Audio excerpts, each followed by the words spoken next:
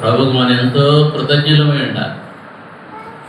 ఇటువంటి స్థలానికి ప్రభు మనల్ని తీసుకొచ్చి ఇక్కడ ప్రభుని ఆరాధించుకునే దానికి ప్రభు చేసిన సహాయాన్ని బట్టి మనం ఎంతో కృతజ్ఞులమై ప్రభువారిని మనం ఆరాధించేవారుగా ఉండాలి, ఘనపరిచేవారుగా ఉండాలి. రక్షణ కార్యములు జరిగించినాడు, బాప్తిస్మ కార్యములు జరిగించినాడు, ప్రభు వాళ్ళు ఇచ్చినాడు, దైవ సేవలు ఇచ్చినాడు, బైబిల్ స్టడీ, స్త్రీల కూడిక, కావలసినటువంటి అన్ని ఏర్పాట్లు కూడా ప్రభు చేసినాడు. ఇక మరి వసతులు ఇచ్చినాడు. కనుక ఈ విధంగా దేవాది దేవుడు ఎన్నో గొప్ప కార్యములు సీయోను పక్షంగా చేసినాడు. అందువలన మన ప్రభుని ఎంతైనా కూడా కృతజ్ఞులమై ఆరాధించవలసినటువంటి వారముగా ఉంటూ ఉన్నాం అన్నమాట. ఖచ్చితంగా మనం ఆరాధించాలి ప్రభుని. ఈ 10వ వార్షికోత్సవ కోడికలో కొలస్సీలకు రాసినటువంటి పత్రిక 2వ అధ్యాయంలో మాట చదువుకుందాం. కొలస్సీలకు రాసినటువంటి పత్రిక 2వ అధ్యాయం, పౌలు గారు రాసిన కొలస్సీలకు రాసిన పత్రిక 2వ అధ్యాయం 6-7 వచనాలు చూడండి. ఒక మాట తెలిసిన వచనాలే నేను కొత్తగా జ్ఞాపకం చేస్తూ ఉన్నాను. కావున మీరు ప్రభు అయిన క్రీస్తు యేసును అంగీకరించిన విధముగా ఆయనందు వేరు పారిన వారై ఇంటి వలె కట్టబడుచు మీరు నేర్చుకొనిన ప్రకారముగా విశ్వాసమందు స్థిరపరచబడుచు కృతజ్ఞతాస్తుతులు చెల్లించుట యందు విస్తరించుచు ఆయన యందుండి. కనుక ప్రభువైన యేసుక్రీస్తు వారిని అంగీకరించిన విధముగా మనం ఆయనందు వేరు పారిన వారమై ఇంటి వలె కట్టబడుచు మీరు నేర్చుకొనిన ప్రకారముగా విశ్వాసమందు స్థిరపడచ్చు అనే మాట కూడా చూస్తా ఉన్నాం.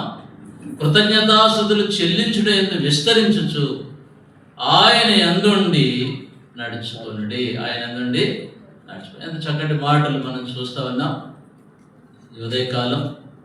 కనుక మనము ప్రభువైన యేసుక్రీస్తు వారిని అంగీకరించినట్లయితే ఆయనందు మనం వేరు పారుటకు దేవుడు మనకు ఎన్నో ఏర్పాట్లు చేస్తూ వచ్చినాడు.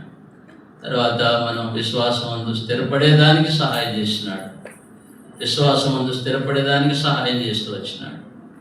కనుక చర్చ్ లేకపోతే, సంఘం లేకపోతే, ఒక మందిరం లేకపోతే,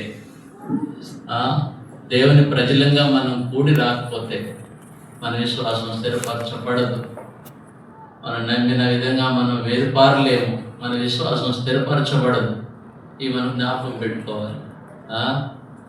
మనం నేర్చుకున్న ప్రకారంగా విశ్వాసం స్థిరపడుతూ వచ్చినాం, కృతజ్ఞతాస్తుతులు చెల్లించుకుంటున్నాం, దాంట్లో విస్తరిస్తూ ఉన్నాం. కనుక దేవునికి ఎన్నో రీతిలుగా మనం కృతజ్ఞతాస్తుతులు చెల్లించుటలో విస్తరిస్తూ వచ్చి దేవుడు చేసిన ఈ కార్యాన్ని బట్టి మనం ప్రభుకి ఎంతో రుణస్థులు ఉంటున్నాం. ఇది మనం మర్చిపోకూడదు అన్నమాట. కనుక ఈ విధంగా మనం ఆయన యందుండి నడుచుకోవాలని చెప్పి దేవుని వాక్యం మనం సెలవిస్తాం. జ్ఞాపకం పెట్టుకోండి. దేవుడు ఈ సియోనులో మనకి ఎంతగానో సహాయపడుతూ వచ్చినాడు.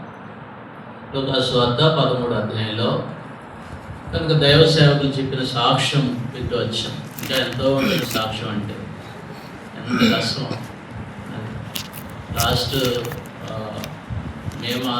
లాస్ట్ ఏప్రిల్ చివరి మే మాసంలో మేము యూఎస్ పెట్టాం. మాకు ఎంత కష్టం అంటే అంత విలేజ్ అన్నోళ్ళే వచ్చి వాళ్ళు స్వయంగా కష్టంతో వచ్చి మరి పరిచయం చేస్తూ ఉంటారు. నేను ఒకసారి మరి చాలా షింక్ అయిపోతూ ఉంటాను. ఎందుకంటే వచ్చిన వారిని నేను సరైన విధానంలో పంపించలేకపోతున్నానే, సరైన విధానంలో చూడలేకపోతున్నాను అనేటువంటి బాధ నాకు ఎప్పుడూ ఉంటుంది. ఈ సంవత్సరం ఈ క్రాప్స్, పంటలు అనేటువంటివి బాగా లేట్ అయిపోవచ్చు. ఇప్పటికి కూడా ప్రజల దగ్గర కూడా ఏం లేనటువంటి, అయినా కూడా అన్నోళ్ళు వచ్చి ఫ్రీగా ఏం చేసిపోతారు. వస్తామంటే వస్తారు, పరిచర్య 3 దినాలు అక్కడ చాలా కష్టతరమైనటువంటి వాతావరణం, ఎండ తీవ్రత విపరీతమైనటువంటి, ఇక్కడ కూడా ఉండవచ్చు, కానీ దానికి తగ్గ వసతులు అక్కడ ఏమి లేనటువంటి వాతావరణం. అయినప్పటికీ కూడా వచ్చి ప్రేమతో మరి చిన్నపిల్లలమైతేనేమి, సంఘ పరిచయతనేమి ఎంత కష్టం అంటే, అయితే చూసేదానికి ఎలా ఉంటుందంటే, దేవుని పిల్లలుగా చెప్తున్నాను మనస్ఫూర్తిగా, చూసేదానికి ఎలా ఉంటుందంటే ఏమీ ఇబ్బంది లేదు. ఇప్పుడు ఇక్కడ ఉందాం మనం, సియోను ఏమి ఇబ్బంది లేదు, జాషువానికి ఏ ఇబ్బంది లేదు, మంచి మందిరం పైన కూడా కడుతున్నాడు, మరి ఎంతో డబ్బు ఉండి ఉంటుంది, చాలా ఆస్తి ఉంటుంది, వాళ్ళ నాన్నగారు ఏమన్నా సంపాదించి ఇచ్చి ఉంటారు, ఇట్లా రకరకాల ఆలోచనలు ఉంటాయి అన్నమాట. అయితే సేవకులు పడేటువంటి బాధ చాలామందికి తెలియదు. సేవకులు పడేటువంటి బాధ చాలామందికి తెలియదు, అర్థం చేసుకోలేరు కూడా చాలామంది. అంటే మనకంటే బెటర్గా ఉన్నారనుకుంటారు. చూడండి, ఒక ఇల్లే అనుకోండి, ఒక చిన్న ఇల్లే అనుకోండి, హ్యాపీ కట్టుకొని బాగా హ్యాపీగా ఉండొచ్చు. ఒక ఇల్లు కట్టుకోవడం అంటే హ్యాపీ కట్టుకొని 2 గదులు లేకపోతే 1 డబుల్ బెడ్రూమ్, 3 బెడ్రూమ్ ఇల్లు కట్టుకొని హ్యాపీగా ఉండొచ్చు. మందిరాలు కట్టడం, దాని కొరకు క్రయం చెల్లించడం, ప్రభు ఎలా ఇస్తాడని చెప్పి విశ్వాసంతో ఎదురు చూడటం, ప్రభు వైపు చూడటం ఎంత కష్టమో కొన్ని సమయాల్లో అది భరించేటువంటి వారికి అర్థమవుతుంది అన్నమాట. కొంతమంది ఎల్డర్స్ ఉన్నగాడు ఏం చేస్తారంటే, అది సేవకులకు లాభదాయకంగా మారుద్ది. ఏదైనా కన్స్ట్రక్షన్ వస్తే అది సేవకులకు లాభదాయకంగా మారుద్ది. ఎందుకంటే అందరూ వాళ్ళు తెచ్చి కడతారు కాబట్టి సేవకుడికి ఏం భారం ఉండదు.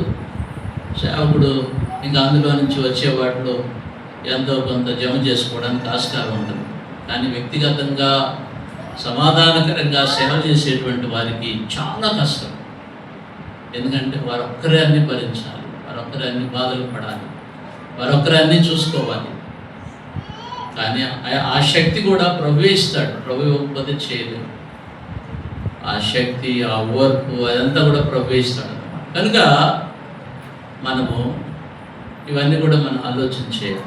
లూకాసు సువార్త 13వ అధ్యాయంలో ఈ సాక్ష్యాన్ని వింటున్నప్పుడు ఈ సాక్ష్యాన్ని బట్టి మనం ప్రభువుని ఆరాధించవలసినటువంటి వారంగా ఉంటుంది. ఇక్కడ మాట జ్ఞాపకం చేసుకుందాం. చూడండి, మాట జ్ఞాపకం చేసుకుందాం. 8వ వచనం 9వ వచనం చాలా సరిపోదు. 8వ వచనం 9వ వచనం, తోటమాలి ఏమన్నట్టు అయితే వాడయ్యా నేను దాని చుట్టూ త్రవ్వి ఆరాధనలోకి వెళ్ళేటప్పుడు అనే మాట జ్ఞాపకం చేసుకోవాలి. ఏంటంటే తోటమాలి మన ప్రభువైన యేసుక్రీస్తు వారు మనలను ఈ సంవత్సరం కూడా ఉండనిస్తూ వచ్చింది. ఇది మనం జ్ఞాపకం చేసుకోవాలి. ముఖ్యంగా మనం దేవుని వాక్యం అనేక విషయాలు చెప్పుకోవచ్చు. ప్రవచనం అయితే తర్వాత మనం చెప్పుకుందాము కొన్ని విషయాలు.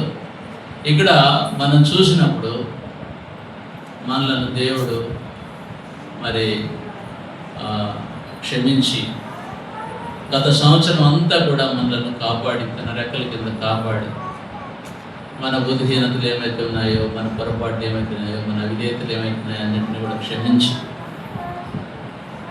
మనకు ఆయన సహాయం చేసి మనల్ని ఆదరించి కీర్తన 65:11 ప్రకారం మరొక సంవత్సర దయాకిరీటాన్ని మనకి ఇచ్చాడు.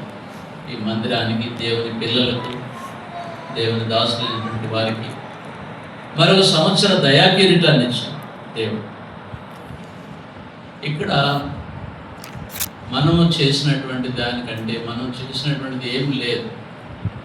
ఆయన వేరుగా మనం ఏం చేయలేము. ఆయన చేశాడు, ఆయన చేస్తూ వచ్చాడు, ఆయన కాపాడుతూ వచ్చాడు. ఈ మాటలు మనకి ఏం తెలియజేస్తున్నాయి? దాని చుట్టూ త్రవ్వి ఎరువే మట్టుకు ఈ సంవత్సరం కూడా ఇంకా దేవుడే ఈ పరిచర్య విషయంలో పనిచేస్తూ వచ్చింది. యేసుప్రభువే పనిచేస్తూ వచ్చింది. కనుక ఆయన పనిచేస్తూ వచ్చినాడు, మరొక సంవత్సరాన్ని మన కొరకు ఉండనిస్తూ వచ్చినాడు. ఈ విధంగా ఈ